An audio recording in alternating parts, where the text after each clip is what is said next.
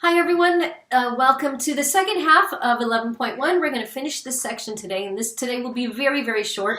It won't take much time at all. Last time we talked about permutations and how many different possibilities there were out of so many. Anyway, today we're going to talk about combinations. What is a combination? And what's the difference between a permutation and a combination, because they look really similar and their formulas are somewhat similar, but they are different.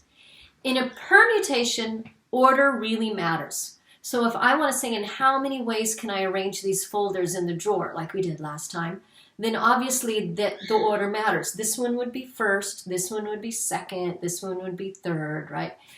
Or how many ways if I have these 12 pictures and I want to arrange 4 of them, how many permutations of 4 could I come up with? And order matters. The first one would be this one, the second, the third. In a combination, order does not matter at all. We don't care about order. Order is totally irrelevant. Then it's a combination. And the formula is a little bit different. The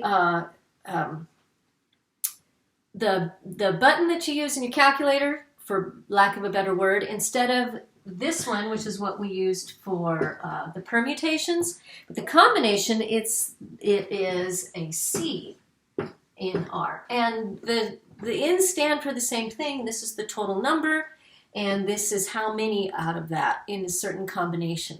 But the process that your calculator goes through, or that you'll go through if you can't find this button on your calculator, is a little bit different.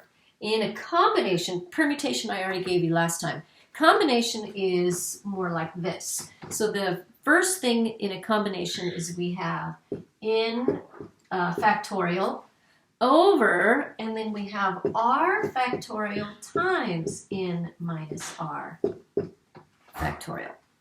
And that's the difference. And the last one, it was just for permutation, it was n over n minus r. But this one, we are taking the denominator and multiplying it by r factorial as well.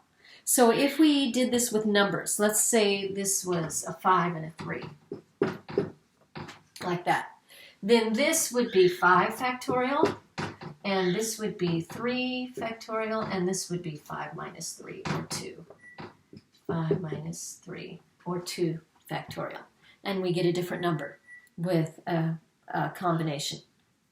So let's work that out either this way, or find that button on your calculator like you did with permutation, and tell me, what do you think would be this? So the question is, what is this? The number of combinations of 13 items taken 4 at a time. So that I have 13 items, I'm taking them 4 at a time. What are the different numbers of combinations I can have? And it doesn't matter order, I'm just grabbing 4. It doesn't matter order at all. So if you do that formula, it's 13 factorial divided by 4 factorial times 9 factorial, right? Because 13 minus 4 is 9. Or you just use 13, go back into the probability sub menu, find this, then click 4 and click enter. And you should get 715. Okay? 715. Play with that. Check it out. Make sure that you can use that combination button is the best way to do it. And find that 715. All right? So are we good? Or if not, pause it and figure that out. And now I'm going to give you some to try. So let's say we have this. What is the combination? The number of combinations of 8 items taken 3 at a time. Okay, so find that.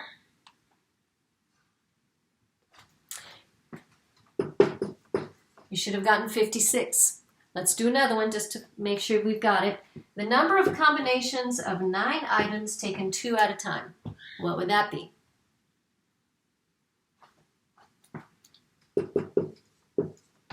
$36. Okay, just the number of combinations of 2 that you can take out of 9. That's really what we're, and where it doesn't matter which is first and second. All right, let's do just one more. The number of combinations of 15 items taken 5 at a time. So basically, how many combinations of 5, how many groups of 5 can I pull out of 15 items? That's kind of what you're asking. Okay, did you find it? You should have gotten a bigger number. 3,003 is the answer to that, according to my text, which I will agree. So the tricky part, because we have these wonderful little machines called calculators, the tricky part isn't finding this number. The tricky part is knowing when do I use a permutation or when do I use a combination.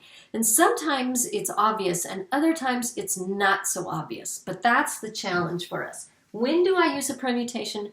When do I use a combination? Just remember, in permutations, the order is important. In combinations, we don't care about order at all.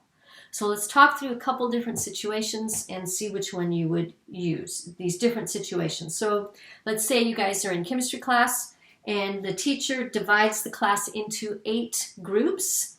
Each group is going to submit one drawing of the molecular structure of water, and the teacher is going to select 4 of the drawings to display. In how many different ways can he select the drawings? Does it matter what order the drawings are in? It doesn't seem to be. He's just going to choose 4 out of the 8, right? So he's just going to choose 4 out of the 8. Order doesn't matter. This is a combination, all right? How many different combinations of 4 can he select from the 8 drawings? And the answer is 70. There's 70 different possibilities. Okay, so that's a combination because order didn't matter. Let's look at another situation. You're going to draw winners from a total of 25 tickets in a raffle. The first ticket wins $100. The second ticket wins $50, and the third ticket wins $10. In how many different ways can you draw the 3 winning tickets? Doesn't matter if it's first, second, or third. You bet it matters. This is a permutation. So there was 25 tickets, and we had first, second, and third, right? Permutation, because order matters. That's how you would do it. And the answer is 13,800. These numbers are bigger. Okay, these numbers are larger. Okay, that's what you're doing. That's what you're going to be practicing. That's what your homework is about. Now it's not only in finding combinations, but discerning when to use permutations or combinations. And the examples I gave you were kind of obvious. Others you'll come across may not be so obvious, but I have faith in you guys. You can do it, no problem. So that is all I have for you for this first section. Nice short video today. Go ahead and do your homework and turn it in to me, and I will see you guys next time. Bye for now.